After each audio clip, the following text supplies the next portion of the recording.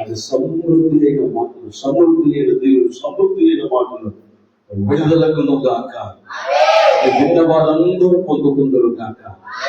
ఆ వాక్కులు, ఆ మాటలు విన్న వారందరూ నీ దీవెన ఆశీర్వాదం పొందుదరు గాక. మహిమ ఘనత మీకు చెల్లిస్తాను. మీరు ఆశీర్వాదం నడిపించారు, అందుబట్టి మీకు ఇస్తున్నాను. మహిమ ఘనత మీకు చెల్లిస్తున్నాను. యేసయ్య శ్రేష్టమైన ఉన్నతమైన ఘనమైన పరిశుద్ధమైన నామములో ఈ స్తుతి మీకే సమర్పించి వేడుకుంటున్నాను తండ్రి. Amen. Praise the lord. Hallelujah.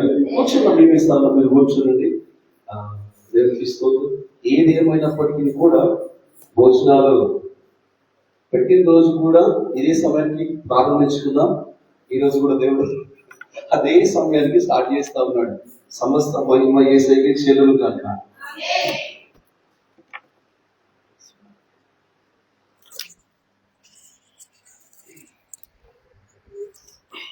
Praise the lord. Hallelujah. Hallelujah. దేవుని యొక్క అతి పరిశుద్ధమైనటువంటి శక్తి కలిగిన నామమునకు హృదయపూర్వకమైన స్తుతులు స్తోత్రాలు చెల్లిస్తూ, కాస్త ఆలస్యమైనప్పటికీ కూడా తిరిగి మనమందరం కూడా దేవుని యొక్క సన్నిధిలో ఉన్నామన్న విషయంలో మనం మర్చిపోకుండా వాక్యమై ఉన్నటువంటి దేవుని ఇంతవరకు మనం స్తుతించాము, ఆరాధించాము. తిరిగి అదే వాక్యమై ఉన్నటువంటి దేవుడు ఈ సంఘంలో నీతో నాతో మాట్లాడినట్లుగా ఆ మాటలకు తగినటువంటి విధముగా మనము జీవించాలని ఆయన ఆశపడుతూ ఉన్నాడు, కోరిక కలిగి ఉన్నాడు.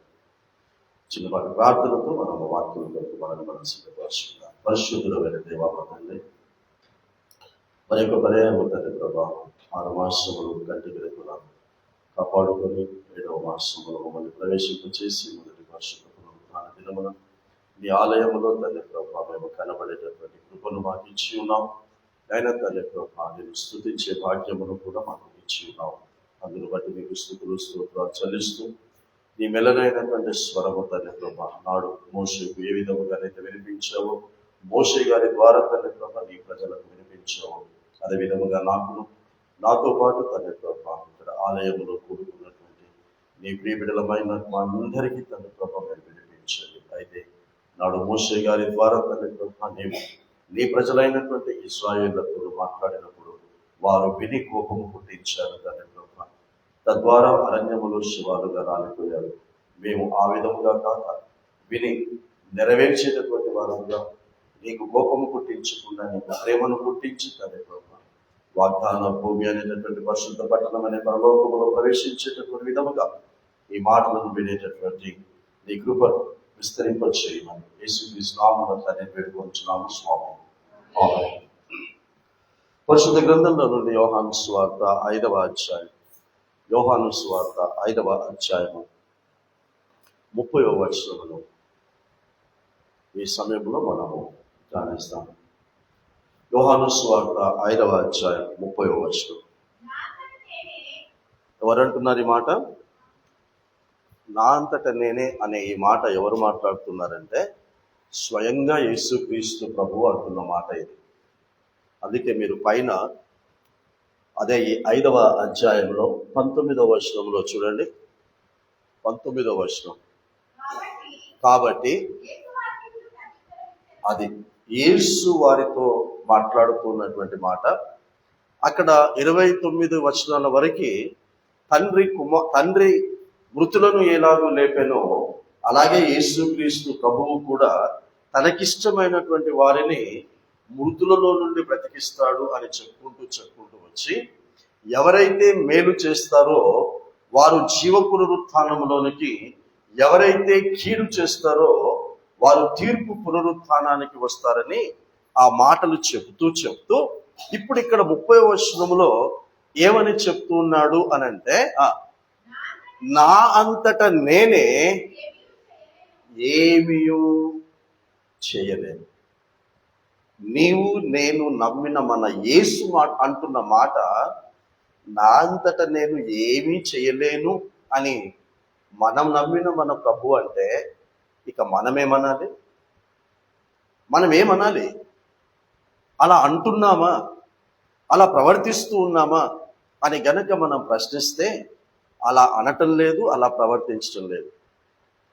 ఒకటి మనం అంటూ ఉంటాం ఎప్పుడు కూడా, నేనేమైనా చేయగలను, నేను ఏమైనా చేస్తాను అని చెయ్యకూడనివి చేస్తూ ఉన్నాము.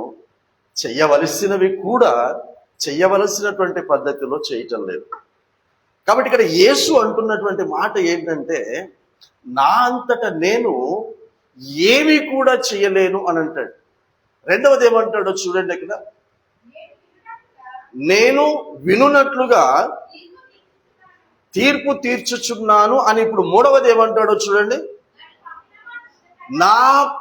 నన్ను పంపిన వాని చిత్త ప్రకారము చేయటానికి కోరుకుంటాను, కానీ నా ఇష్ట ప్రకారము చేయటానికి నేను ఎప్పుడు కూడా కోరుకోను అంటున్నాడు. అందుకే యేసుక్రీస్తు ప్రభువు వారు ఏం చెప్పాడు అని అంటే, మీరు నన్ను పోలి నడుచుకోండి అని అన్నాడు. యేసుక్రీస్తును పోలి నడుచుకోవటంలో ఈరోజు మనకు తెలియచేస్తున్నటువంటి పోలిక ఏంటి అని అంటే, నా అంతట నేను ఏమీ చేయలేను. ఒకవేళ నేను ఏదైనా చెయ్యాలి అని అనుకుంటే ఒకటి కోరుకుంటాను. ఏం కోరుకుంటాను అని అంటే, నన్ను పంపిన వాని యొక్క చిత్తమును నేను తెలుసుకొని ఆ చిత్త ప్రకారంగా మాత్రమే నేను ప్రవర్తిస్తాను, నడుచుకుంటాను. అందులో నా ఇష్టమును కలపను అని యేసు ఏ విధముగానైతే బ్రతికి చూపించాడో అదే పోలిక, అదే విధముగా ఈ రోజున నీవు నేను ఉండాలని మనము నమ్మిన యేసయ్య 2026 సంవత్సరాల క్రితం చెప్పినటువంటి మాటను ఈ రోజు 2026వ సంవత్సరంలో ఈ కొడపాకలో ఉన్నటువంటి ఆయన సంఘముతో మాట్లాడుతూ ఉన్నాడు. కాబట్టి మనం ఏ పని చేసినా మన ఇష్ట ప్రకారముగా చెయ్యటానికి వీలు లేదు. ఒకసారి మీరు ప్రశ్నించుకోండి. ఏం ప్రశ్నించుకోండి అని అంటే, నీ ఇష్ట ప్రకారంగా నీవు చేసి, నీ ఇష్ట ప్రకారంగా నువ్వు చేసినటువంటి దానిలో దేవుని ఇష్టము లేకుండా నీవు చేసినటువంటి తలపెట్టినటువంటి పని నువ్వు ముగించుకున్నటువంటి నీకు ఇష్టమైనటువంటి పని నీకు తృప్తినిచ్చిందా? నీకు నెమ్మదినిచ్చిందా? నీకు శాంతినిచ్చిందా? ఈ లోకములో నువ్వు తల ఎత్తుకుని బ్రతికేటట్టు చేసిందా అని నువ్వు ప్రశ్నించుకుంటే నీ నుంచి నీకే వచ్చేటటువంటి సమాధానం ఏంటంటే తృప్తిని ఇవ్వలేదు, నెమ్మదిని ఇవ్వలేదు. ఎందుకంటే నీ ఇష్టములో దేవుని ఇష్టము లేదు కనుక. నీ ఇష్టములో దేవుని ఇష్టము ఉంటే అది నీకు తృప్తినిస్తుంది. సో ప్రారంభము నుంచి, ఆది కాండము నుంచి, ఆదాము దగ్గర నుంచి ఏం జరుగుతుంది అనంటే, ఆదామును ఇక్కడ యేసుక్రీస్తు కడపటి ఆదాముగా చెప్పినటువంటి మాట మొదటి ఆదాము చెప్పలేకపోయాడు. మొదటి ఆదాము ఇలా చెప్పలేకపోయాడు, ఇలా బ్రతకలేకపోయాడు. గనకనే యేసుక్రీస్తు కడపటి ఆదాముగా ఇలా వచ్చాడు. మొదటి ఆదామును దేవుడు ఎందుకు చేసుకున్నాడు అని ఇక్కడ చెప్తున్నాడంటే, తండ్రి చిత్తమును తెలుసుకొని ఆ చిత్త ప్రకారంగా ప్రవర్తించాలి అని తండ్రి అయినటువంటి యెహోవా దేవుడు ఆదామును చేసుకున్నాడు, అవ్వను చేసుకున్నాడు. కానీ వారిద్దరి దగ్గర నుంచి ఏం జరుగుతూ వచ్చింది అని గనక మనం వారిని గనక మనం ప్రశ్నిస్తే, లేదా మనము ప్రశ్నించుకుంటే వచ్చేటటువంటి జవాబు ఏంది బిడ్డ? తండ్రి చిత్తము తెలుసుకున్నాడు. ఆదాము తండ్రి చిత్తమును తెలుసుకున్నాడు, కానీ ప్రవర్తించలేదు. అవునా? తండ్రి చిత్తం ఏం చెప్పాడు ఆదాముకు? ఈ పండు తినుదినమున నీవు నిశ్చయముగా చచ్చావు. తెలుసుకున్నాడా? తెలుసుకోలేదా? ఆదాము తెలుసుకున్నాడు. ఈ పండు తింటే నేను చచ్చిపోతానని నన్ను చేసిన నా దేవుడు చెప్పాడు అని తెలుసుకున్నాడు. తర్వాత ఏం చేశాడు? తండ్రి చిత్తమును తెలుసుకొని తినకూడదు అన్నటువంటి పండునే, అంటే దాని అర్థమైంది, ఇష్టపడకూడని దాన్ని ఇష్టపడ్డాడు. అందుకే ఇక్కడ యేసు ఏమంటున్నాడంటే, కడపటి ఆదామైన యేసు ఏమంటున్నాడంటే, నా ఇష్టములు నేనెప్పుడు కూడా చేయటానికి నేను కోరుకోను అంటున్నాడు. కాబట్టి తన ఇష్టాన్ని, ఆదాము అనేటటువంటి ఆ వ్యక్తి తన ఇష్టాన్ని చెయ్యాలని కోరుకొని చేసేస్తే ఏం జరిగిందో అదే ప్రపంచంలో ఉన్న వారందరికీ కాస్త అటు ఇటుగా జరుగుతుంది. లేదు, నాకు జరగదండి, నా ఇష్ట ప్రకారంగా నేను బ్రతుకుతాను కాబట్టి నాకు ఏ నష్టం కలగదు అని అంటే, పరిశుద్ధ గ్రంథంలో మీరు ఎవరినైనా చూసుకోండి, దేవుని ఇష్టములో వీరి ఇష్టాన్ని కలిపినటువంటి వారి బ్రతుకులు, పేతురు గారు అన్నారు కాబట్టి నేను అంటున్నాడు, అపోస్తుల కార్యంలో సర్వనాశనం అయిపోయారు. క్రైస్తులు పుట్టగతులు లేకుండా పోయాయి. కుక్కలు చింపిన విస్తరిలాగా వారి బ్రతుకులయ్యాయి. ఎందుకంటే మనకు వాక్యం తెలియనటువంటి వారు ఎవరు కూడా ఇక్కడ ఆలయంలో లేరు. ఎందుకంటే బ్రహ్మాండమైనటువంటి లోతైనటువంటి మర్మాలతో కూడినటువంటి వాక్యాలు ఇక్కడ ఈ దైవజనుల ద్వారా మీకు వినిపించబడుతూ ఉన్నాయి. ఇప్పుడు ఆదాము దగ్గర నుంచి దేవుని చిత్తం తెలుసుకున్నాడు. సమూయేలు మొదటి గ్రంథం 15వ అధ్యాయంలో అనంటే, నీవు అమాలేకుల దగ్గరికి వెళ్ళాలి, ఆ అమాలేకుల దగ్గరికి వెళ్ళి దాన్ని పరిపాలిస్తున్నటువంటి రాజు అయినటువంటి అగగును చంపాలి, అక్కడ ఉన్నటువంటి వారందరినీ చంపాలి, గర్భిణీ స్త్రీలను కూడా చంపాలి, చంటి పిల్లలను కూడా చంపాలి, అక్కడ ఉన్నటువంటి పశువులను, గొడ్లను, గోధులు అన్నిటినీ కూడా నువ్వు చంపేసి రావాలి అన్నాడు దేవుడు. సరే అన్నాడు సౌలు. సరే అన్నవాడు వెళ్ళాడు.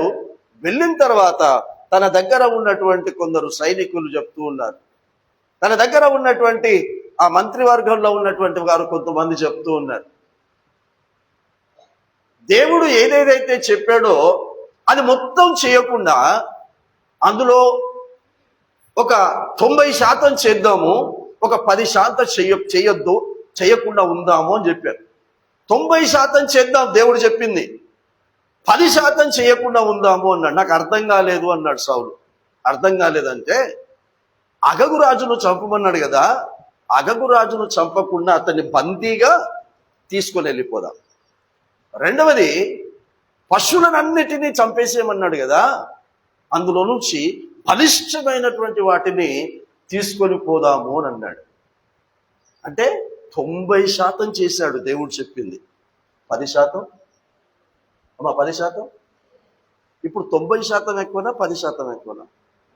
మరి 90% చేసిన దాన్ని బట్టి సౌలును క్షమించాడా అంటే క్షమించలేదు. తనకు ఇచ్చినటువంటి రాజ్య సింహాసనాన్ని దేవుడు తీసేశాడు. తనను రాజుగా చేసినందుకు దేవుడు పశ్చాత్తాపడ్డాడు. ఎందుకు? నా చిత్తమును తెలుసుకున్న తర్వాత నా చిత్తమును మాత్రమే నువ్వు నెరవేర్చడానికి నేను నిన్ను రాజ్యసింహాసనం మీద కూర్చోబెట్టాను. నేను నిన్ను చదివించాను, నేను నీకు ఉద్యోగం ఇచ్చాను, నేను నీకు కావలసినవన్నీ కూడా ఎందుకు ఇచ్చానంటే నా చిత్తమును తెలుసుకునేటటువంటి బిడ్డగా ఉండటానికి కాదు, తెలుసుకున్న తర్వాత దాని ప్రకారంగా ప్రవర్తించటానికి మాత్రమే. సౌలు ఆదాము దగ్గర నుంచి నేను ఇదే చేసుకుంటూ వస్తూ ఉన్నాను, ఇప్పుడు నీకు కూడా నేను అదే చేస్తాను అని సమూయేలు గారి ద్వారా చెప్పించాడు. ఇప్పుడు మీకు దేవుడు మాలాంటి సేవకుల ద్వారా చెప్పిస్తూ ఉన్నాడు. అలా చెప్పిస్తూ ఉంటే ఏం చేశాడు ఆయన?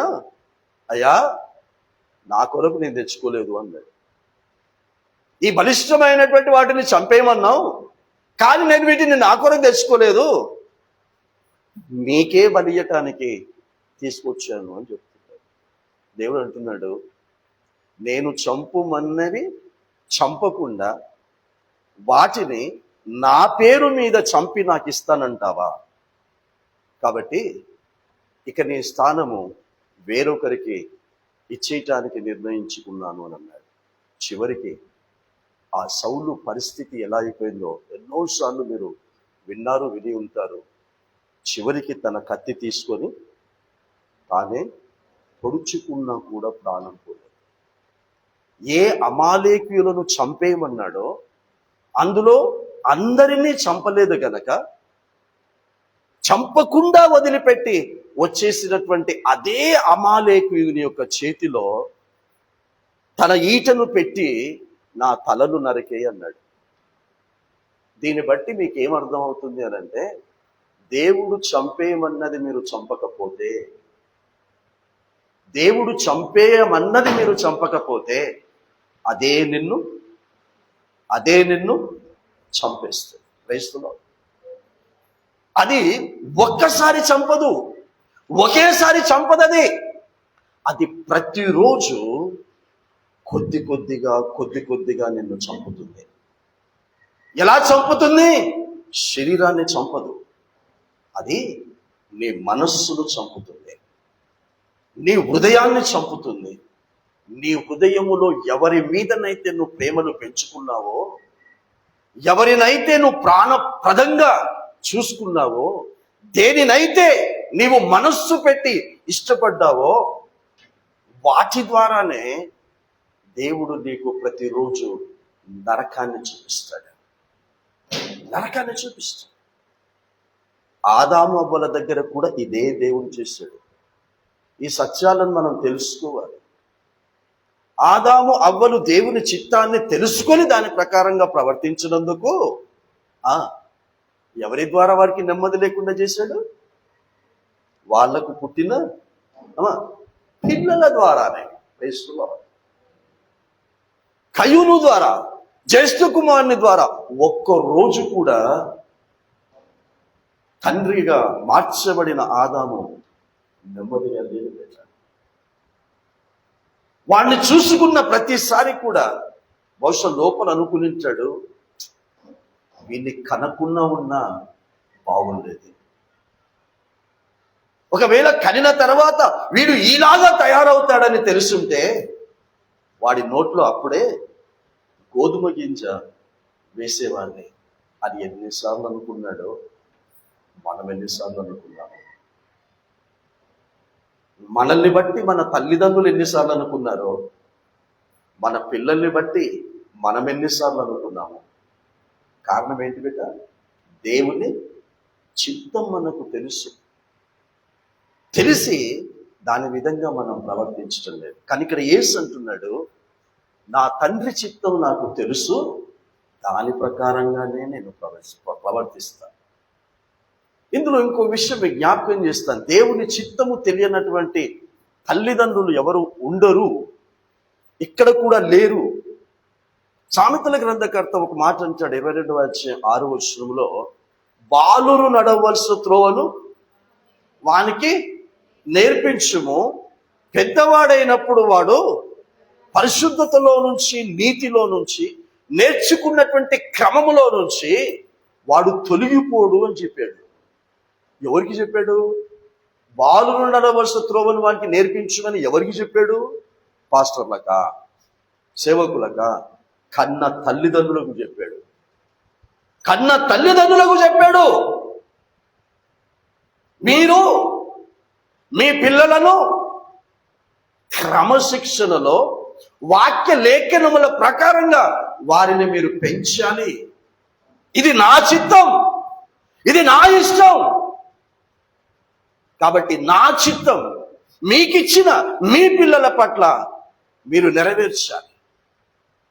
అంటే ఈ రోజున పిల్లలకు నేర్పించడానికి తల్లిదండ్రులకు సమయం లేదు.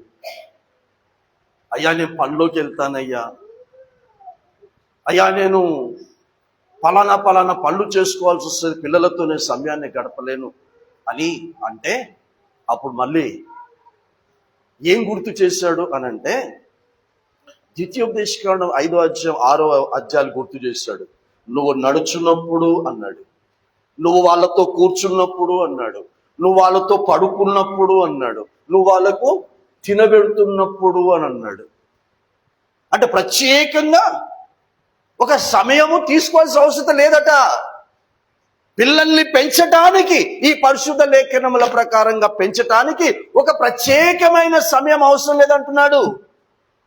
వాళ్ళు నీకు ఎప్పుడు అందుబాటులో ఉంటే అప్పుడే మాట్లాడు. వాళ్ళతో నువ్వు ఎక్కడైనా ప్రయాణం చేస్తుంటే అన్నాడు. ఈ చిత్తము తెలిసి కూడా ఎవరైతే పిల్లల్ని పెంచరో అదే పిల్లల ద్వారా అదే తల్లిదండ్రులు బాధపడాల్సి వస్తుంది.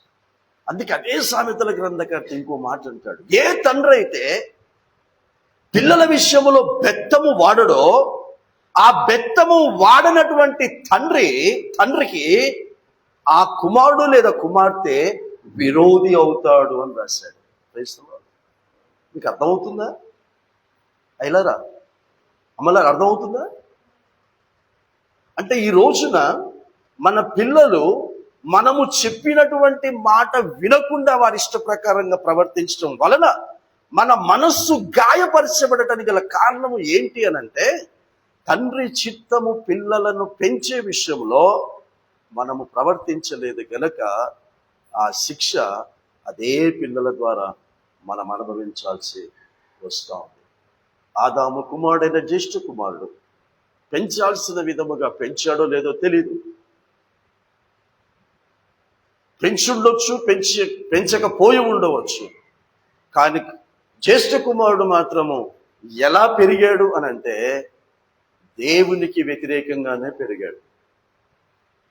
కాబట్టి అక్కడ రాయబడినటువంటి మాట ఏంటంటే, దేవుడు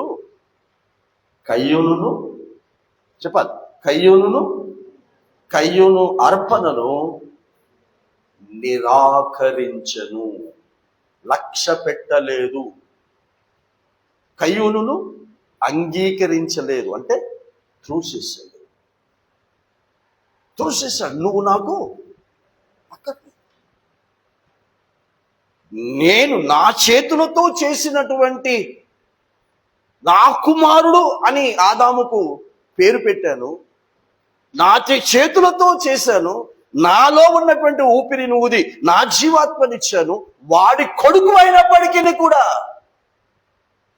నువ్వు వాడి కొడుకు అయినప్పటికీ కూడా నా చిత్తాన్ని తెలుసుకుని దాని విధంగా ప్రవర్తించలేదు గనక నేను నిన్ను నా సన్నిధిలో నుంచి, నాలో నుంచి త్రోసేస్తున్నాను అని అన్నాడు. ఆయన నిన్న, నేడు, నిరంతరము ఏకరీతిగా ఉన్నాడు. కయ్యూను విషయంలో ఎలా ఉన్నాడో, కయ్యూనులాగా ప్రవర్తించే వాళ్ళందరి విషయంలో కూడా నిన్న ఎలా ఉన్నాడో, ఈ రోజు కూడా కయ్యూనులాగా ప్రవర్తించే వాళ్ళ విషయంలో దేవుడు అలాగే ఉంటాడు. అలాగే ఉంటాడు. సౌలును కూడా ఏమన్నాడమ్మా, నువ్వు నాకు వద్దు, నా ప్రజలకు నువ్వు రాజుగా ఉండటం నాకు ఇష్టం లేదు. కాబట్టి రాజ్య సింహాసనం మీద నుంచి నేను నిన్ను త్రోసిస్తూ ఉన్నాను. తర్వాత సౌలు స్థానము దావీదుకి ఇచ్చాడు. దావీదు కూడా తప్పు చేశాడు. దేవుని యొక్క చిత్తాన్ని తెలుసుకున్నవాడు దావీదు.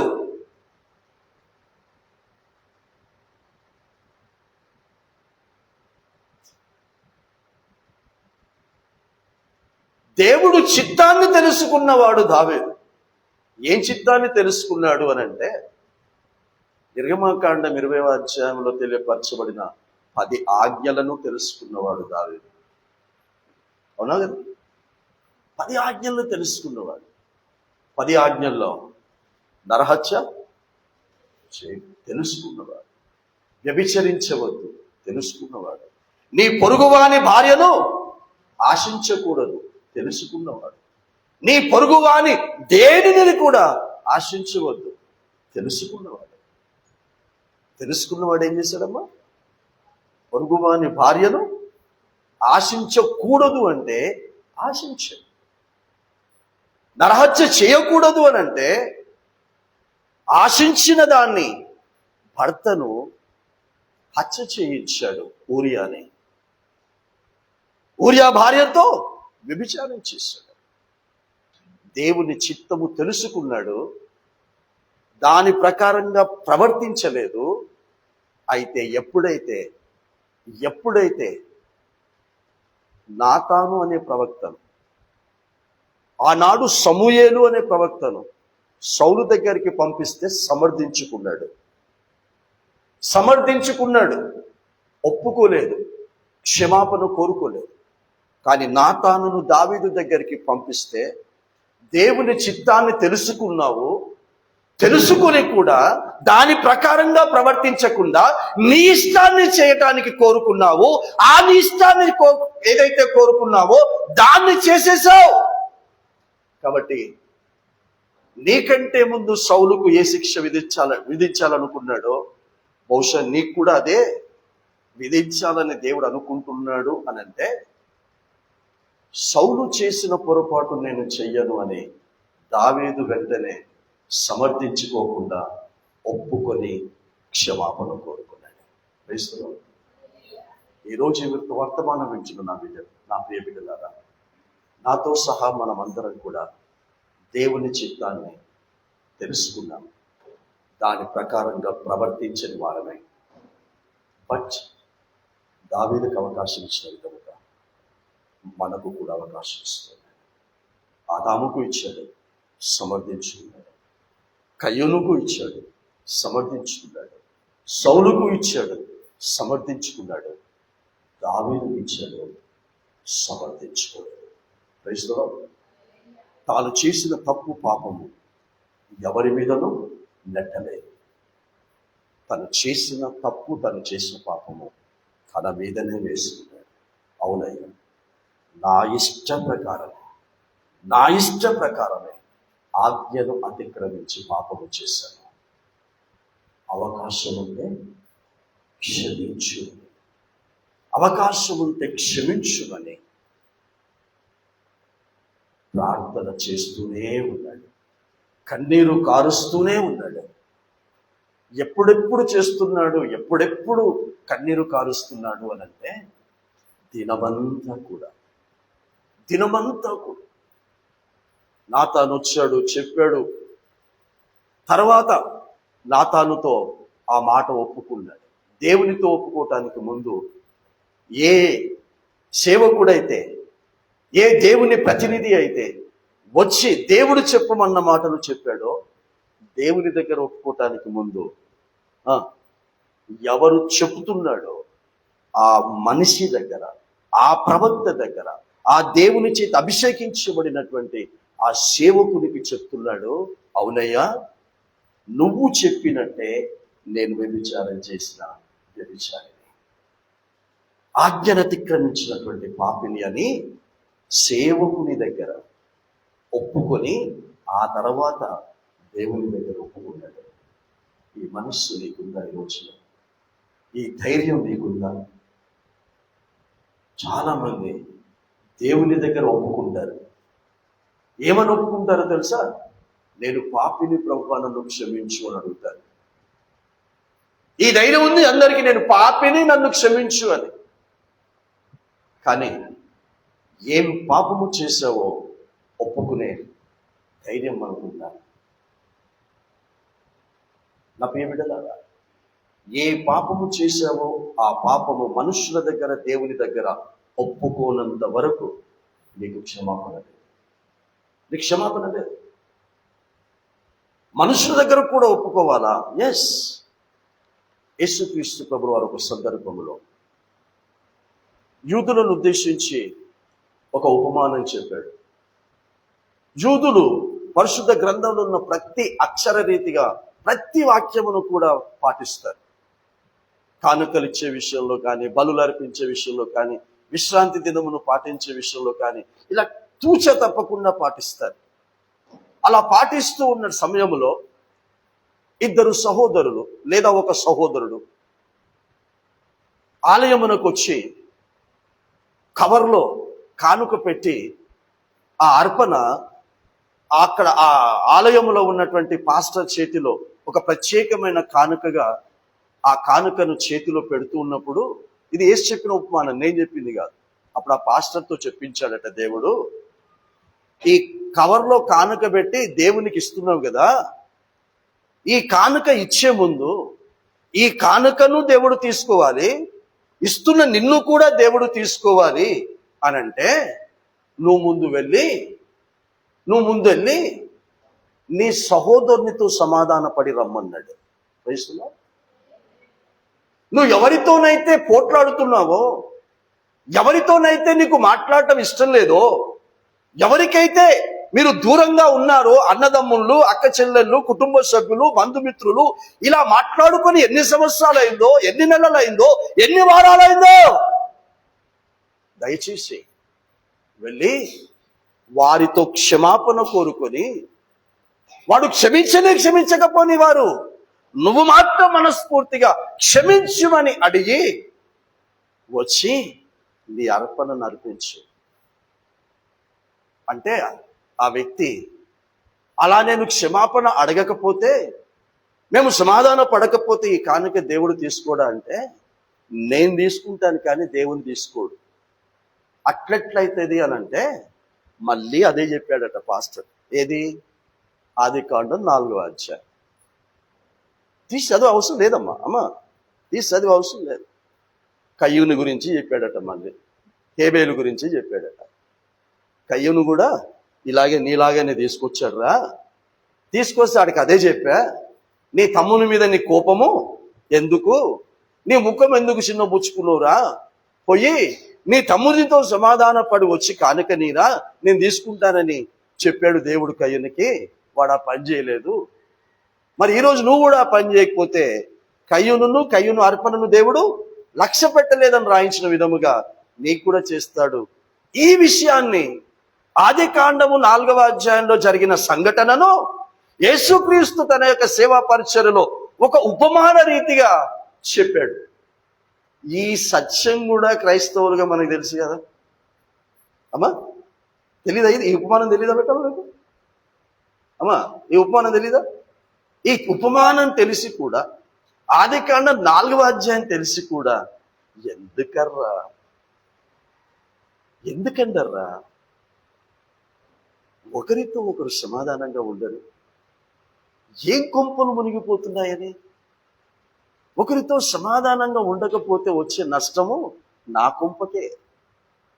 అమ్మ, నేను నీతో సమాధానంగా ఉండకపోతే నీకేం నష్టం లేదు, నా కొంపకు నష్టం, నా కుటుంబానికి నష్టం. కాబట్టి ఒకరితో సమాధానంగా ఉండకుండా నా కొంపకెందుకు నేను నష్టం చేసుకోవాలా? చేసుకోకండి. నేను చెప్తున్నటువంటి ఈ మాటలు యేసు చెప్పిన మాటలు చెప్తున్నాను నేను మీకు. ఎందుకు యేసు సైతం ఎందుకు నా అంతట నేను ఏమి చెయ్యను అని అన్నాడు. నా చిత్తమును నేను తెలుసుకొని దాని ప్రకారంగా ప్రవర్తించడానికి కోరుకుంటాను, కానీ నా ఇష్ట ప్రకారంగా ప్రవర్తించడానికి నేను కోరుకోను అని ఎందుకన్నాడు అని అంటే, ఈ చరిత్రలన్నీ కూడా యేసు కన్నులారా చూశాడు. ఈ చరిత్రలన్నీ కూడా ఆయనకు తెలుసు గనక వాళ్ళలాగా శాపగ్రస్తుడుగా ఉండటానికి యేసు ఇష్టపడలేదు. కాబట్టి ఈ రోజున మనం తెలుసుకొని, యేసు ఏ విధముగానైతే చరిత్రను తెలుసుకొని చరిత్రలో చరిత్రహీనుడిగా మిగిలిపోలేదో, మనము కూడా చరిత్రను తెలుసుకొని చరిత్రహీనులుగా మనము మిగిలిపోకుండా హేబేలు నుంచి ఒక మంచి ప్రవర్తన నేర్చుకుందాం. హనోకులో నుంచి ఒక మంచి ప్రవర్తన నేర్చుకుందాం. నోవాహులో నుంచి ఒక మంచి ప్రవర్తనను నేర్చుకుందాం. సౌలును పక్కన పెట్టి దావీదులో నుంచి ఒక మంచి ప్రవర్తనను మనం నేర్చుకుందాం. ఈ రోజున నన్ను క్షమించండి, నన్ను క్షమించండి, నన్ను క్షమించండి, నన్ను క్షమించండి. అడగండి, అడగండి. మనము ఈ లోకములో ఒక వ్యక్తి దగ్గర క్షమాపణ కోరుకోకుండా మనం చనిపోతే, వినండి చాలా జాగ్రత్తగా, ఒకరితో శత్రుత్వము పెట్టుకొని మనం చనిపోతే పరలోకం లేదు, పరలోకం లేదు. నువ్వు పరలోక రాజ్యంలో ప్రవేశించు. ఒకవేళ ఉంటే నీకు ఏమవుతుంది కదా? ఒకసారి పెన్ తోటి ఇట్లా అంటావు, ఒకసారి తబల కొడుతావు. Any problem with? అర్థం చేసుకోండి బిడ్డ. ఒకవేళ ఎదుటి వ్యక్తి దగ్గర నేను క్షమాపణ కోరుకోకుండా, ఎదుటి వ్యక్తితో నేను మాట్లాడకుండా శత్రుత్వాన్ని పెంచుకొని గనక నేను చనిపోతే, పరలోక రాజ్యములో ఒకవేళ ప్రవేశము ఉంటే, నా ప్రభువు నేర్పించినటువంటి ప్రార్థనలో ఒక మాట నేర్పించేవాడు కాదు. నా ప్రభువు నేర్పించినటువంటి ప్రార్థనలో ఒక మాట ఏం నేర్పించాడంటే, మేము మా రుణస్థులను క్షమించి ఉన్న ప్రకారం, క్రైస్తవులో నాకు అపరాధము చేసిన వ్యక్తిని క్షమించి ఉన్న ప్రకారం, నాకు నష్టము చేసిన వ్యక్తిని నేను క్షమించిన ప్రకారం, నా మీద నింద వేసిన వ్యక్తిని నేను క్షమించిన ప్రకారం, నా అభివృద్ధిని కోరుకోనటువంటి వ్యక్తిని నేను క్షమించి ఉన్న ప్రకారము నీవు నన్ను క్షమించుము అని నేర్పించాడు. క్రైస్తవులో తెలుసుగా ఈ ప్రార్థన. నేను ఒక వ్యక్తిని ఎలా క్షమించానో ప్రభువా, అలాగే నువ్వు నన్ను క్షమించుమని మనకు నేర్పించాడు. యేసుక్రీస్తు చిత్తము ఏంటి అనంటే, తండ్రి యొక్క చిత్తము ఏమి నెరవేర్చాడు యేసుక్రీస్తు అనంటే, అయ్యా వీళ్ళని రాళ్లతో కొట్టాలనుకున్నారు, కొరడాలతో కొట్టాలనుకున్నారు, కొట్టేశారు. ముళ్ళ కిరీటం పెట్టాలనుకున్నారు, పెట్టారు. ముఖం మీద ఉమ్మేయాలనుకున్నారు, ఉమ్మేశారు. నా బట్టలను లాక్కోవాలనుకున్నారు, నన్ను దిగంబరిని చేయాలనుకున్నారు, చేసేశారు. ఇంకా చెప్పండి, ఇంకా పిడిగుద్దులు గుద్దాలనుకున్నారు, గుద్దేశారు. చివరికి ఒక దోషిని, ఒక ఘోరమైనటువంటి పాపము చేసిన వాడిని సిలువ వేసినటువంటి విధముగా నన్ను సిలువ వేశారు. ఇన్ని నష్టాలు నాకు చేశారు కదా, వీరిని క్షమించుము అన్నాడు. క్రైస్తవులు, నా తండ్రి చిత్త ప్రకారము నెరవేర్చకోరుచు ఉన్నాను. నా ఇష్ట ప్రకారము బ్రతకటానికి నేను కోరుకోవటం లేదు. అందులో చాలా ప్రాముఖ్యమైనది తండ్రి చిత్తము ఏంటి అంటే క్షమించుట. వేస్తున్నావు. నువ్వు ఒక వ్యక్తిని క్షమించకపోతే నీ దేవుడు నిన్నెందుకు క్షమించాలి? మనం శుద్ధపూసులున్నాం అవిట. మనము ఎప్పుడు ఎవ్వరికి హాని తలపెట్టలేదా? ఎవ్వరికి తలకు పెట్టకపోయినా కనీసం కన్న తల్లిదండ్రులనైనా మనం బాధ పెట్టకుండా వచ్చా? కన్న తల్లిదండ్రులైనా బాధ పెట్టినటువంటి మనము ఈ రోజున నిన్ను ఎవడో బాధ పెడితే మనము ఆ తల్లిదండ్రులను బాధ పెడితే మనల్ని ప్రతి నిత్యము క్షమిస్తూ మనతో కలిసి ఉండాలనే కోరుకున్నారు ఆ తల్లిదండ్రులు. మరి మనమెందుకు అలా ఉండకూడదు అని ఈరోజు నువ్వు నమ్మిన నీ యేసయ్య, ఆయన పంపించినటువంటి ఆదరణకర్త అయినటువంటి పరిశుద్ధాత్మతో మాట్లాడుతూ ఉన్నాడు. ఎవరపసులను మాట్లాడటం లేదు. ఎందుకంటే యేసు ఏ క్షణములోనైనా వచ్చే ఆ దినాలలో మనం ఉన్నాం. ఏ క్షణములోనైనా ఆయన రావచ్చు. ఆయన వస్తే అందరినీ క్షమించి అందరితో సమాధానపడి బ్రతుకుతున్నటువంటి వారిని ఆయన తీసుకొని పోతాడు. క్రైస్తవులు ఆయన తీసుకొని పోతాడు. ఒక మాట చెప్పి నేను ఈ వర్తమానాన్ని సరిచేస్తాను. ఒక సందర్భంలో యేసుక్రీస్తు ఉపమానాలు చెప్తూ ఒక ఉపమానం చెప్పాడు. ఇది చివర్లో యేసు తనను తాను శిలువ మరణానికి ఇంకొక 2 రోజుల్లో అప్పగించుకుంటాడనగా ఆలయములో చెప్పిన ఉపమానం చెప్తారు. జ్ఞాపకం చేస్తున్నాను మీకు. దేవుని రాజ్యము ఒక దానితో పోల్చాడు. దేవుని రాజ్యము ఒక దానితో పోల్చి చెప్తున్నాడు. ఏమని పోల్చి చెప్తున్నాడంటే 10 మంది కన్యకలను పోలి ఉంది అన్నాడు. పరలోక రాజ్యం 10 మంది కన్యకలను పోలి ఉంది. 10 మంది కన్యకల దగ్గర ఏముందని చెప్పాడంటే వెలుగుతూ ఉన్నటువంటి వాక్యం అనే దీపము ఉంది అని చెప్పాడు. 10 మంది దగ్గర కూడా వారి చేతిలో వాక్యం ఉంది. వారు నిత్యము వాక్యం వినేటటువంటి కన్యకలు, నిత్యము దేవుని యొక్క చిత్తాన్ని తెలుసుకునేటటువంటి కన్యకలు. దేవుని రాజ్యం అంటే ఇలా 10 కన్యకల్లాగానే ఉంటది అని అందరూ అనుకున్నటువంటి 10 కన్యకలే. రక్షించబడిన వారే 10 మంది, బాప్తిస్మం పొందుకున్న వాళ్ళే 10 మంది, బాప్తిస్మం పొందుకొని పేర్లు మార్చుకున్న వారే 10 మంది. ఈ 10 మంది కూడా పెళ్లి కుమారుడైనటువంటి యేసుక్రీస్తు యొక్క రహస్యరాకడ కొరకు ఎదురు చూస్తున్న వాళ్ళే. ఆమేన్. 10 మంది కూడా పెళ్లి కుమారుడైన యేసుక్రీస్తు కొరకు ఎదురు చూస్తున్న వాళ్ళే. మరి 10 మందిని పెళ్లి కుమారుడు వచ్చి పెళ్లి చేసుకున్నట్టు రాసిందా?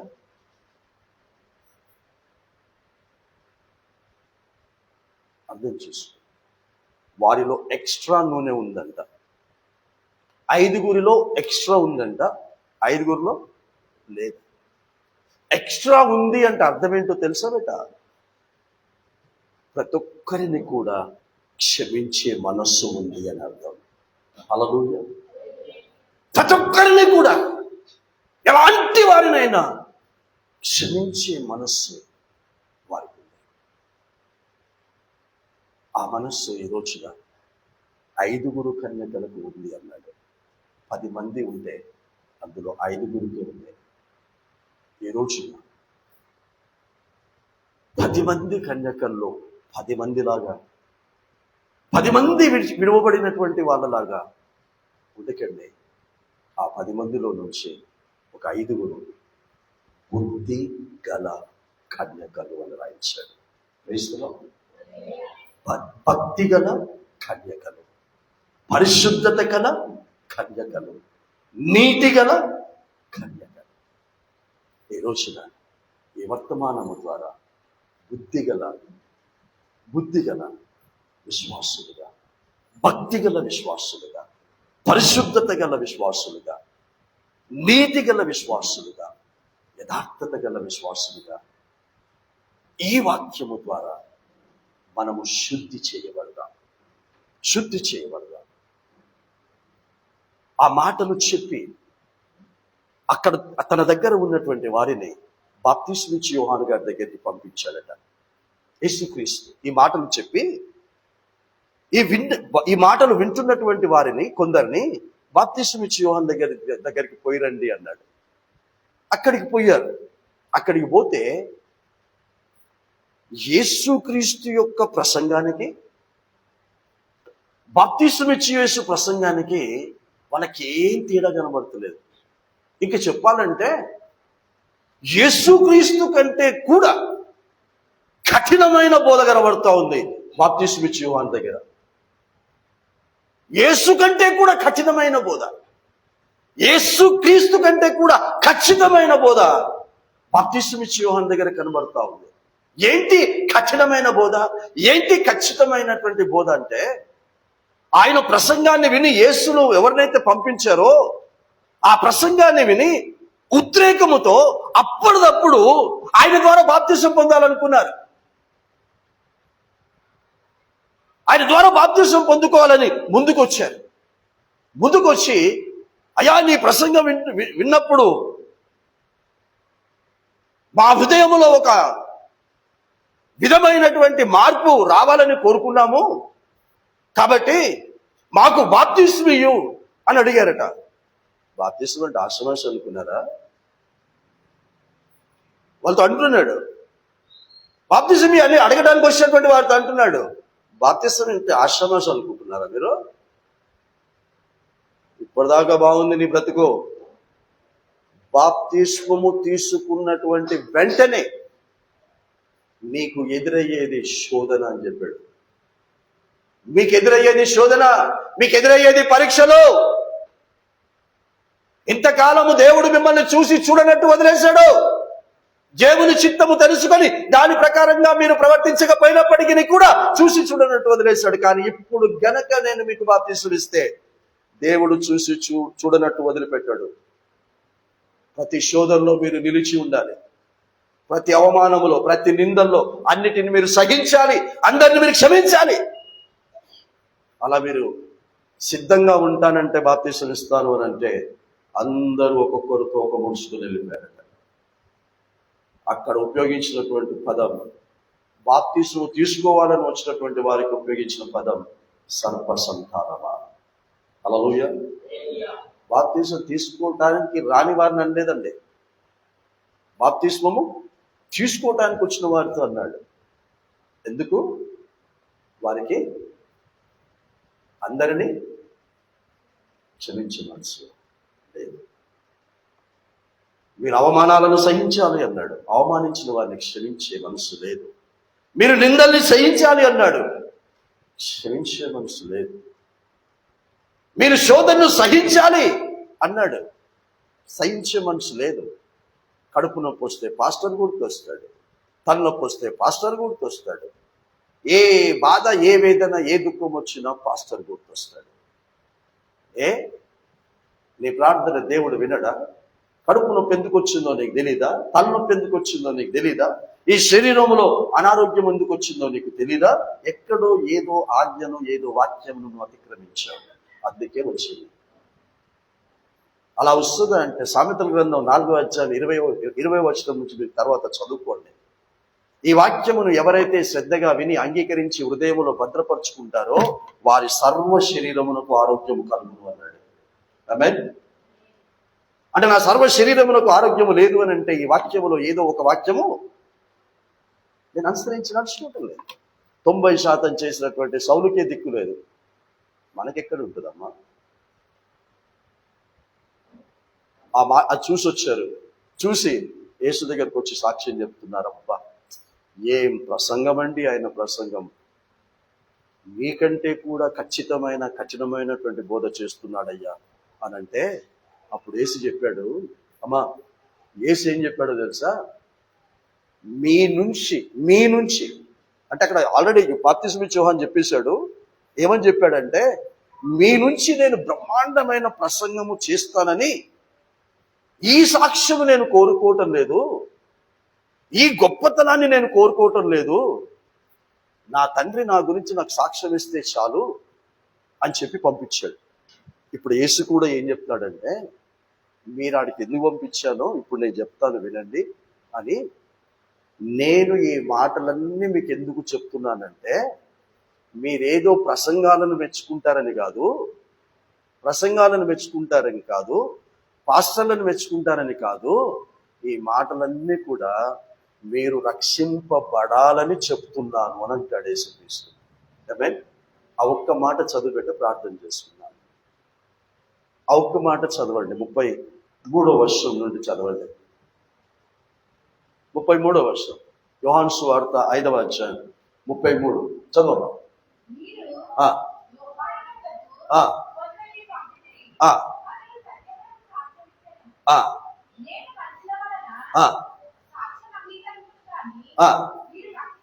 చూసారా, మీరు రక్షింపబడవలనని ఈ మాటలు చెప్పుచు ఉన్నాను. Praise the lord. యేసుక్రీస్తు చెప్పే ప్రతి మాట, యేసుక్రీస్తు కంటే ముందు బాప్తిస్మం ఇచ్చి యోహాను చెప్పిన మాట, యేసుక్రీస్తు తర్వాత అపోస్తలులు చెప్పిన మాటలు, అపోస్తలుల తర్వాత సువార్తికులు చెప్పిన మాటలు, ఈ రోజున ఆయన ప్రతినిధులుగా మేము నిలబడి చెబుతున్న మాటలు, ఈ మాటలన్నీ కూడా మీరు రక్షించబడాలని, శాపానికి గురి కాకూడదని. Praise the lord.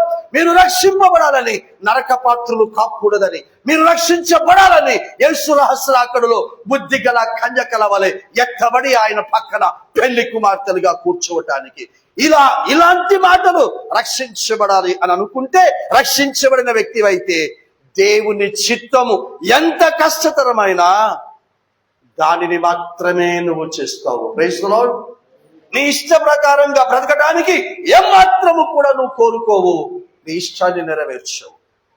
బాప్తిస్మం ఇచ్చి యోహాను ప్రసంగం, యేసుక్రీస్తు ప్రభుల వారి యొక్క ప్రసంగం, అపోస్తలుల యొక్క ప్రసంగం, నాటి సువార్తికుల యొక్క ప్రసంగం, నాటి విశ్వాసుల యొక్క ప్రసంగం, నేటి మా ప్రసంగం కాదు, వారి ప్రసంగ కొనసాగింపే ఈ ప్రసంగం విని సర్ప సంతానమా అని పిలిపించుకుంటావో, సాతాను సంతానమా అని పిలిపించుకుంటావో, దైవ సంతానమా అని పిలిపించుకుంటావో, నీ ఇష్టం.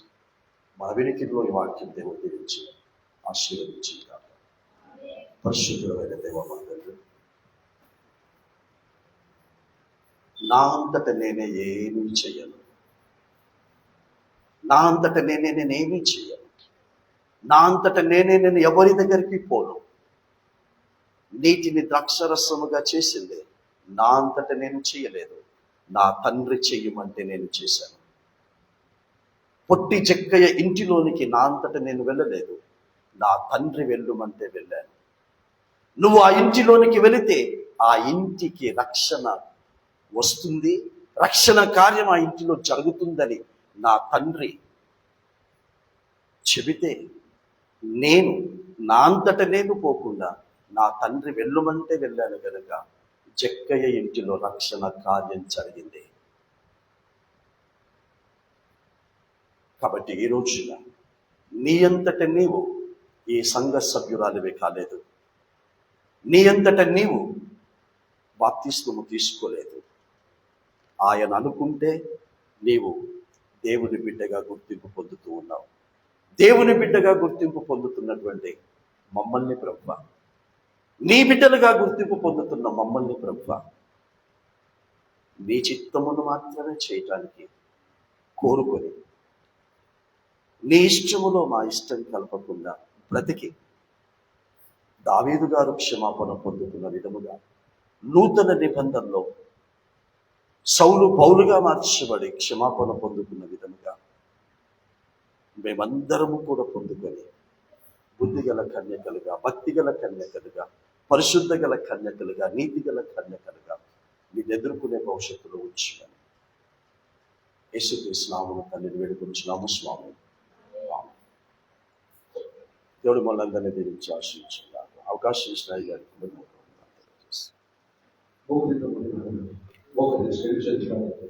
నిజంగా వాక్యం హెచ్చరించినట్లయితే నీకు ప్రార్థన చేసుకో.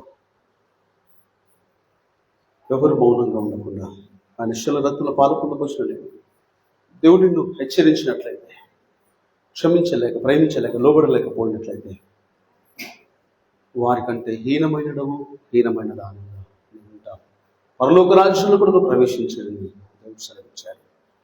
కనుక ఎవరికి వారే కొద్ది సమయం ఉన్న స్థలంలో 2 చేతులు పైకెత్తి, నన్ను క్షమించు ప్రభువా అని, నన్ను క్షమించయ్యా అని ఆయన వైపు 2 చేతులు పైకెత్తి చెప్పగలుగుతావా?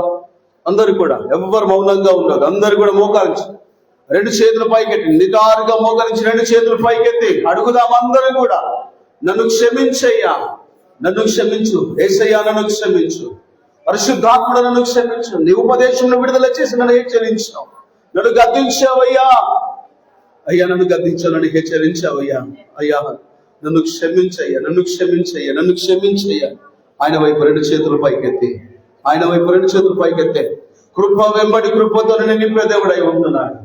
కృప వెంబడి పౌలు అంటున్నాడు, అయ్యా ఈ ముళ్ళు నాకు తీసేయండి, నా కృప నీకు చాలు అన్నాడు.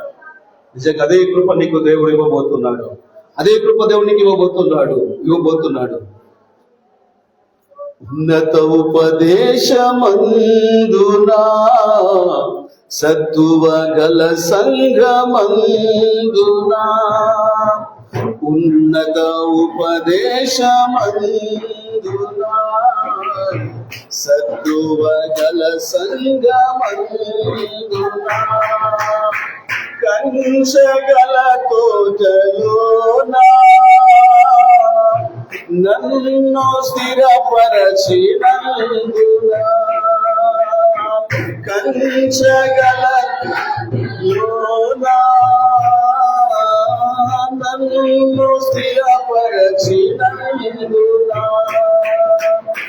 కృప వెంబడి కృపను పొందుచు, కృపలో జయ గీతమే పాడుచు, కృప వెంబడి కృపను పొందుచు, కృపలో జయ గీతమే పాడుచు, కృపలో జయ గీతమే పాడుచు.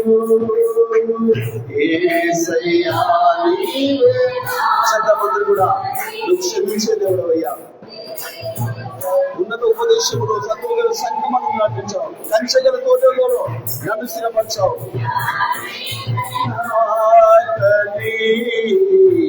వేరెవ్వరు నాకు సృష్టికర్తవు నీవేనని, దైవిక స్వస్థత నీలోనని, సృష్టికర్తవు నీవేనని, దైవిక స్వస్థత నీలోనని, నా చెనులు ఇక ఎన్నడూ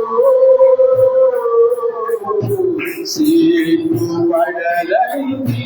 యేసయ్యా వందనాలు. నా చెనులు ఇక ఎన్నడూ సిగ్గుపడరండి. కృప వెంబడి కృపను పొందుచు, కృపలో జయ గీతమే పాడుచు. కృప వెంబడి కృపను పొందుచు, కృపలో జయ గీతమే పాడుచు, కృపలో జయ గీతమే పాడుచు. యేసయ్యా నీవే చప్పలు కొట్టుకుంటాం. వేరెవ్వరు నాకు లేరని, యేసయ్యా నీవే, వేరెవ్వరు నాకు లేరని, వేణోల కవి ఆడినా నా చెలు తీరవే, వేణోల కొని ఆడినా నా ఆశలు తీరవే. కృప వెంబడి కృపను పొందుచు, కృపలో జయ గీతమే పాడుచు, కృప వెంబడి స్తోత్రం చెప్తాం.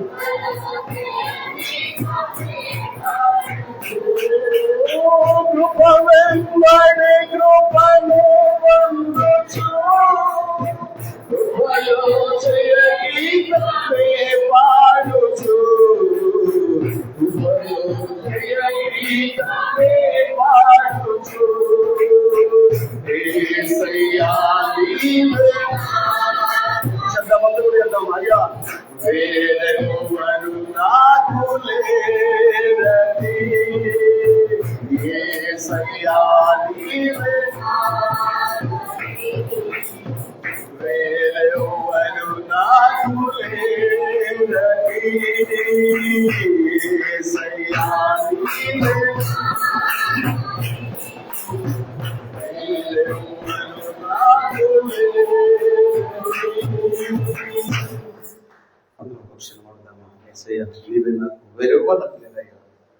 అందరు నా దగ్గర ఏదైనా ఉన్నప్పుడు నాతో ఉంటారు, నా దగ్గర ఏం లేనప్పుడు ఎవరు నా దగ్గర ఉన్నారు. ఆ విధమైన మనుషుల మధ్యలో నుంచి నన్ను సన్నిధిలో నడిపించుకున్నావయ్యా. అయ్యా సత్తువ గల సంఘంలో నన్ను నాటావయ్యా. అయ్యా నాకు హెచ్చరికలున్నాయి, నాకు గద్దింపులున్నాయి. ఇది కంచెగల తోటయ్యా. ఈ కంచెగల తోటలో నన్ను నాటినందుకు నీకు స్తోత్రం అయ్యా. సత్తువ గల సంఘంలో నన్ను ఉంచావు అయ్యా. సృష్టికర్తవు నీవే, దైవిక స్వస్థత నీలోనే. నువ్వు అంటున్నావు నా జనునికి ఎప్పటికీ సిగ్గుపడడు అంటున్నావు, నా జనుడిగా ఎప్పటికీ సిగ్గుపడడు అంటున్నావు. దేవా మోకరించి నీ వైపు చేతులు చాచి అయ్యా నీ వైపు చూస్తూ నన్ను క్షమించు అని అడుగుతున్నావా. ఇప్పటి వరకు నా ఇష్టానుసరంగా ఉన్నాను, ఇప్పుడు దేవా నన్ను క్షమించని అడుగుతున్నావా. ఇప్పటి వరకు నేను క్షమించలేకపోయాను కానీ క్షమిస్తాను అని తీర్మానం తీసుకున్నావా. ఇప్పటి వరకు నేను లోపడలేను కానీ లోపడతాను తీర్మానం తీసుకున్నావా. వారందరూ తండ్రి నీ కంచెగల తోటలో వారిని స్థిరపరుస్తున్నావు. నీకు వందనాలు. వారిని స్థిరపరిచావు, నీకు వందనాలయ్యా. వారిని స్థిరపరిచావు, నీకు వందనాలయ్యా. ఇదే ఆలోచనతో, ఇదే మాటతో, ఇదే కట్టుబడి ఉండి ముందుకు నడిచినట్లుగా సహాయం దయచేయండి అయ్యా. మీ ఆత్మ ద్వారా మాత్రమే నడిపించండి అయ్యా. నీకు స్తోత్రాలు.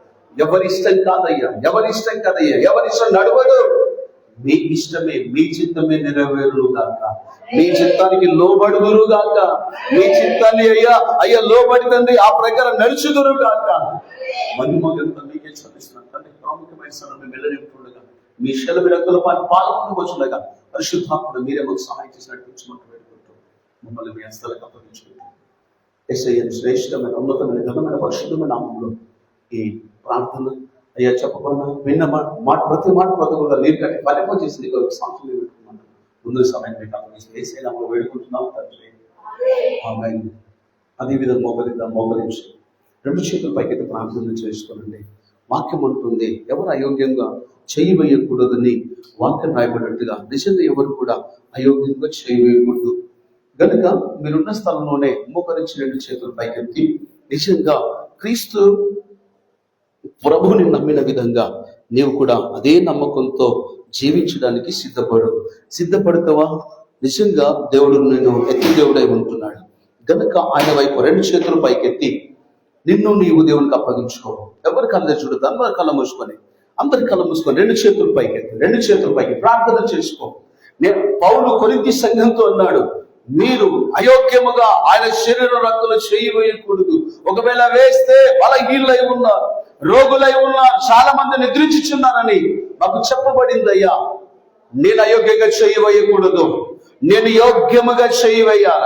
దేవా నిజంగా ఏది నీకు ఇష్టం లేదు నాలో ఉంది, నీకు ఇష్టం లేదు నాలో ఉంది అంటే నేను అయోగ్యురాలని. అయ్యా అది ప్రేమించలేకపోవడమా, అది గౌరవించలేకపోవడమా, అది మర్యాద ఇవ్వకపోవడమా, నువ్వెంతలే అనేది నాలో ఉందా? గర్వం ఉందా? అహంకారం ఉందా? ఏముందా? అయ్యా మీ రక్తంలో కడగబడిన వారు మేము క్షమించకపోతే మా అంత పనికి మళ్ళీ నీకు ఒబ్బరు కూడా ఉండాలయ్యా. అయ్యా నీవు క్షమించావుందని మేము క్షమించకపోతే నీ ప్రేమ నాలో మాలో లేదు. నువ్వు అందరినీ ప్రేమించు. దేవుడు లోకంలో ఎంతో ప్రేమించడం రాయబడి అందరినీ మీరు ప్రేమించాలి. ఎవరైతే ఎవరు ప్రేమించలేకపోతున్నారో వారు ప్రేమించినట్టు నిజంగా దైవజనుల ద్వారా మీరు మాట్లాడారు తండ్రి. అయ్యా ఏ ప్రేమ లేకపోతే అమ్మా నువ్వు చాలా సంవత్సరాల నుంచి విశ్వాసంగా ఉన్నావా? ఒకవేళ సావులు కొనసాగుతున్నావా? ఒకవేళ సావుకులైన సావు ఎవరైనా క్షమించకపోతే దేవుడు అంటాడు, నేను నిన్ను క్షమించను, నువ్వు నాకు అవసరం లేదు అంటాడు. కనుక ఒక క్షణం ఎవరికి వారే అందరూ కూడా ఆయన వైపు రెండు చేతులు పైకెత్తి, దేవా బుద్ధిగల కన్యకల వల్ల నేను ఉండాలా, బుద్ధిగల కన్యకల గుంపులు నేను ఉండాలా. వారి సిద్ధ నూనె తీసుకొని వెళ్ళారు. వాళ్ళ గర్వం లేదు, వాళ్ళ అహంకారం లేదు, ప్రేమించే గుణం, లోబడే గుణం, తగ్గించుకునే గుణం,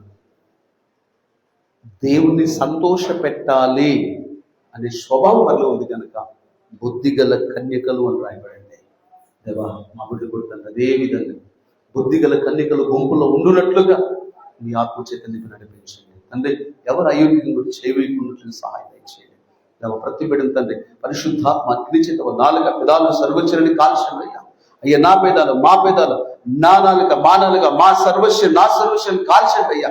పరిశుద్ధాత్మ అగ్ని చేత కాల్చండి అయ్యా. పరిశుద్ధాత్మ ప్రతి వారు కూడా యోగ్యంగా పాల్పొందుకు సహాయం చేయండి. ఇక్కడ నుంచి మన రొట్టె విషయంలో ప్రార్థన చేస్తున్నాం, మీ ప్రియ కుమారుని శరీరముగా మార్చండి. ఇక్కడ నుంచి మన రొట్టె విషయంలో ప్రార్థన చేస్తున్నాం, మీ ప్రియ కుమారుని శరీరముగా మార్చండి. ఇక్కడ నుంచి మన ద్రాక్ష రసం విషయంలో ప్రార్థన చేస్తున్నాం, ఇది మీ ప్రియ కుమారు రక్తముగా మార్చండి. మీ ప్రియ కుమారి శరీరముగా, మీ ప్రియ కుమారి రక్తముగా మార్చండి అయ్యా. మీ ప్రియ కుమారి శరీరముగా, మీ ప్రియ కుమారి రక్తముగా మార్చండి అయ్యా. నీకు స్తోత్రం స్తోత్రం స్తోత్రం స్తోత్రం స్తోత్రం స్తోత్రం స్తోత్రం చెల్లిస్తున్నాం. Thank you lord. యేసు నామములో ఏది అడిగినా అది చేస్తాను, ఇస్తానన్న దేవానికి స్తోత్రాలు. ఇది మీ ప్రియ కుమార్ శరీరముగా మార్చినందుకు వందనాలు. ఇది మీ ప్రియ కుమార్ రక్తముగా మార్చినందుకు నీకు స్తోత్రాలు. మీ ప్రియ కుమార్ శరీరానిగా వందనాలు, మీ ప్రియ కుమార్ రక్తానిగా నీకు స్తోత్రాలు. మహిమ ఘనత ప్రభావాలు నీకే చెల్లిస్తున్నామని మీ హస్తాలకు అప్పగించుకుంటూ సర్వాధిపతి జీవాధిపతి జీవము గల యేసయ్య నీ శ్రేష్టమైన ఉన్నతమైన ఘనమైన పరిశుద్ధమైన ప్రార్థన చేస్తాం. పాల్పొందలు సిద్ధపడిన ప్రతి బిడ్డలను కూడా తండ్రి పరిశుద్ధాత్ముడా యోగ్యముగా పాల్పొందినట్లు సహాయం చేయండి, యోగ్యముగా పాల్పొందినట్లుగా సహాయం చేయండి. మహిమ ఘనత మీకే చెల్లిస్తూ యేసయ్య నామమున వేడుకుంటున్నాం తండ్రి, ఆమేన్. యేసు ప్రభు తన అప్పగింపబడి రాత్రి ఒక రొట్టెను ఎత్తిపట్టి కృతజ్ఞతాస్తుతులు చెల్లించి, ఇది మీ కొరకైన నా శరీరము, నన్ను జ్ఞాపకం చేసుకుంటకు దీన్ని చేయడని చెప్పాను. పరమ తండ్రికి వందనాలు, నీకే స్తోత్రం చెల్లిస్తున్నాం. అదేవిధంగా భోజనమైన పిమ్మట ఆయన ఒక పాత్రను ఎత్తిపట్టి కృతజ్ఞతాస్తుతులు చెల్లించి, ఇది మీ కొరకు చిందించబడుచున్న నూతన నిబంధన నా రక్తం, నన్ను జ్ఞాపకం చేసుకుంటూ దీన్ని చేయడని చెప్పాను. పరమ తండ్రికి వందనాలు. నజరేయుడైన యేసు క్రీస్తు ప్రభువా మేమందరం కూడా తండ్రి అయ్యా మీ శరీరంలో మేము పాలు పొందబోచుండగా, మీ రక్తంలో మేము పాలు పొందబోచుండగా సహాయం చేయండి, కనికరం చూపెట్టి కృప చూపెట్టండి. ఆయన నీకు వందనాలు. మహిమ ఘనత ప్రభావాలు మీకే చెల్లిస్తూ మమ్మల్ని మీ హస్తాలకు అప్పగించుకుంటూ యేసయ్యా నీకే మహిమ చెల్లిస్తున్నాం తండ్రి. ఎందుకంటే తండ్రి మీ శిష్యులు మీరు ప్రేమించారు తండ్రి, మమ్మల్ని కూడా ప్రేమించారు అయ్యా. మీ శిష్యులకు అయ్యా ఇది నా శరీరం మీ ఇచ్చారయ్యా, నీకు స్తోత్రాలు. మేమందరం కూడా తండ్రి ఇది మీ శరీరం అని అయ్యా తినడానికి, ఇది మీ రక్తం అని మేము త్రాగడానికి సిద్ధపడి ఉంటుండగా పరిశుద్ధాత్ముడ మీ ఆత్మ మాకు తోడుగా ఉంచండి, మీ సన్నిధి మాకు తోడుగా ఉంచండి. మేము యోగ్యముగా పాలు పొందినట్లుగా సహాయం దయచేయండి. మహిమ ఘనత ప్రభావాలు మీకే చెల్లిస్తూ మమ్మల్ని మీ హస్తాలకు అప్పగించుకుంటూ యేసయ్యా నీ శ్రేష్టమైన, యేసయ్య ఉన్నతమైన, యేసయ్య నీ ఘనమైన నామంలో ప్రార్థన చేస్తున్నా తండ్రి. సహాయం చేయండి, కనికరం చూపెట్టండి. ఎంతమంది చేయి చాచి తండ్రి మీ శరీరాన్ని తీసుకోబోతున్నారు, ఎంతమంది తమ చేయి చాచి మీ రక్తాన్ని తీసుకొని తిని త్రాగబోతున్నారో వారందరినీ తండ్రి మీరు యోగ్యులుగా నండి అయ్యా. నీకు స్తోత్రాలు, నీకే మహిమ, నీకే ఘనత, నీకే ప్రభావాలు చెల్లిస్తూ మమ్మల్ని మీ హస్తాలకు అప్పగించుకుంటూ యేసయ్యని శ్రేష్టమైన, ఉన్నతమైన, ఘనమైన, పరిశుద్ధమైన నామంలో ఈ ప్రార్థన మీకే సమర్పించి వేడుకుంటున్నాం తండ్రి, ఆమేన్. మన మధ్యలో ఉన్న ఆ ప్రసాద్ అయ్యగారు అమ్మ ముందుకు వస్తారు. ముందుకు వచ్చి ఆయన శరీరాన్ని రక్తాన్ని తీసుకొని వస్తుండగా అందరు నిటారుగా మోకరించాలి, ఎవరు కూర్చొని ఉండొద్దు, నిటారుగా మోకరించాలి. మీరు రెండు చేతులు పైకెత్తాలి, దయచేసి మళ్ళీ మీ దగ్గర తిప్పుకోవద్దు. దయచేసి నిటారుగా మోకరించండి, రెండు చేతులు పైకెత్తండి. ఆయన శరీరంలో మనం, ఆయన రక్తంలో మనం పాలు పొందాం. ఒక పాట పాడుతూ పాలు పొందుదాం, ఒక పాట పాడుతూ.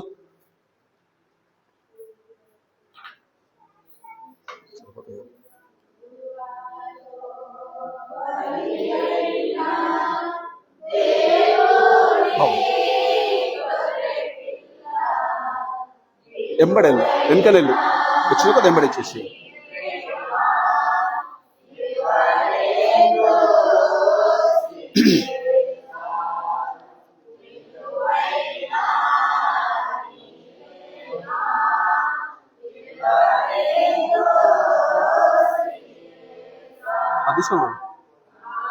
అది తీసుకొని వాడు.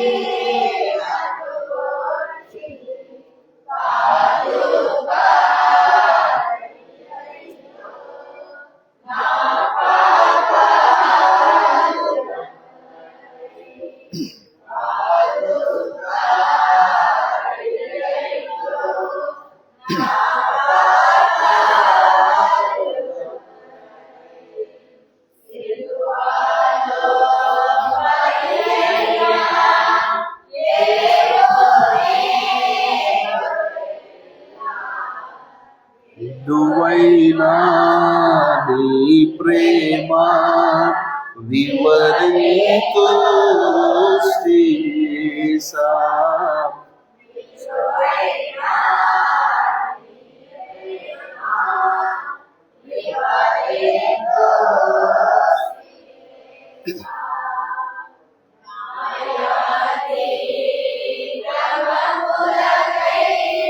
నలుగా గోటబడి నాయాతి క్రమములకై నలుగా గోటబడి నా దోషముల నీవు ప్రియముగను మోసితివా. నా దోషముల నీవు ప్రియముగను మోసితివా. సిలువలో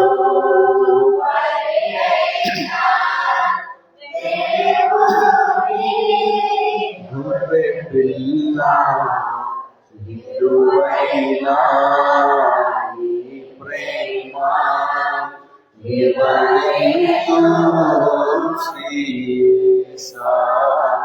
విలువైనా నీ ప్రేమ వివరింతు శ్రీసా.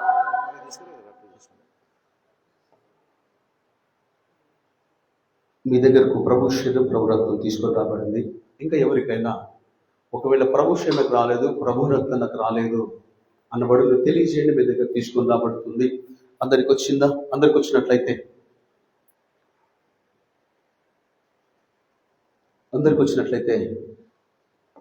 రెండు చేతులు పైకెత్తుదాం. రెండు చేతులు పైకెత్తి దేవునికి వందనాలు స్తోత్రాలు చెల్లించి అందరం ప్రార్థన పూర్వకంగా ప్రభు శరీరాన్ని భుజించి ప్రభు రక్తాన్ని సేవిద్దాం. రెండు చేతులు పైకెత్తుదాం.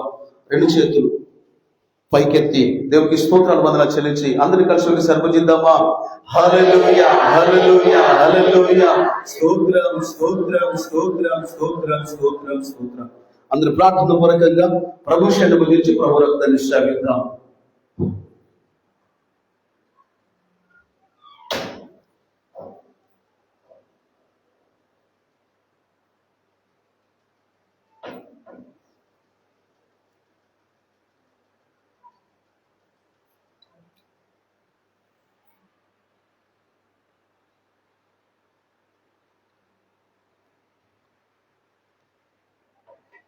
బహునతుల మహాగండ మా మంచి కాపరిని కొంటున్నాను. ఏ కాపరి కానీ ప్రాణం పెట్టలేడు, కానీ మీరు మాత్రం మా కొరకు ప్రాణం పెట్టారు. అందుబట్టి మీకు మీ రక్తమే మమ్మల్ని కడిగింది, మీ మరణమే మమ్మల్ని జీవితం చేసింది. అందుని బట్టి మీకు స్తోత్రాలు తండ్రి. నా శరీరం అనిచ్చో, నా రక్తం అనిచ్చావు. మీ శరీరం మీ రక్తంలో పాల్గొన్న ప్రతి బిడ్డను కూడా తండ్రి యేసయ్య మీ కొరకు రోషం కలిగిన వాళ్ళు ఉండినట్లుగా ప్రతి ఒక్కరిపైన మీ ఆత్మను కుమ్మరించండి. ప్రతి ఒక్కరిపైన మీ ఆత్మను కుమ్మరించండి తండ్రి. అయ్యా నీకు స్తోత్రాలు. మీ ఆత్మ చేత నింపబడిన తండ్రి నీకు స్తోత్రాలు.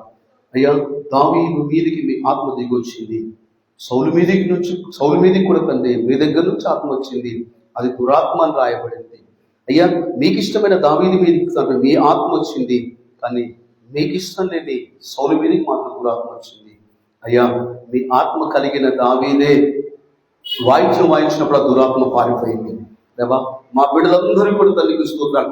మీ ఆత్మ చేత నింపబడిన వారై ముందుకు వెళ్ళినట్లుగా అనేకుల ఎదుట మంచి సాక్షులకి తండ్రి చీకట్లో నుండి ఆశ్చర్యకరమైన మీ వెలుగులోని అనేకులు నడిపించే బిడ్డలుగా మా బిడ్డలు ఉండునట్లుగా మీ ఆత్మ చేత నింపి నడిపించమంటూ ప్రార్థన చేస్తున్నాం తండ్రి. ఇంకా పాలు పొందలేని వారు కూడా ఉన్నారు, వారు కూడా పాలు పొందినట్లుగా.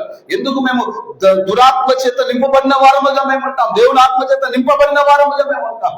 ఆయన కంచెగల తోటలో మందిరములో మేము నాటబడిన మంచి చెట్ల వల్ల మేము ఉంటామంటుంది. అయ్యా, పాలు పొందలేని వారు మంచి తీర్మానంతో పాలు పొందినట్లుగా సహాయం దయచేయండి. నీకే మహిమ ఘనత ప్రభావాల మీకే చెల్లిస్తూ మమ్మల్ని మీ హస్తాలకు అప్పగించుకుంటుంది. ఈ ఘనమైన కాలంలో పాలు పొందినట్లుగా అయ్యా, మీ దాసులమైన మాకు అయ్యా, నీ రక్తంలో కడగబడ్డ ప్రతి పరిశుద్ధులకు మీ సన్నిధిని, మీ ఆత్మను, మీ అభిషేకాన్ని తోడుగా వచ్చి నడిపించిన విధానం బట్టి మీకు స్తోత్రం చెల్లిస్తుంది. యేసయ్య నామములోనే ప్రార్థన మీకే సమర్పించి వేడుకుంటున్నాము తండ్రి. ఆమేన్, ఆమేన్.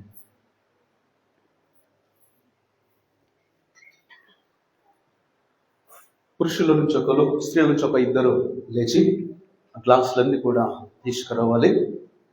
దయచేసి ఎవరు కూడా పాలు పొందలేని వారికి ఇవ్వద్దు. దయచేసి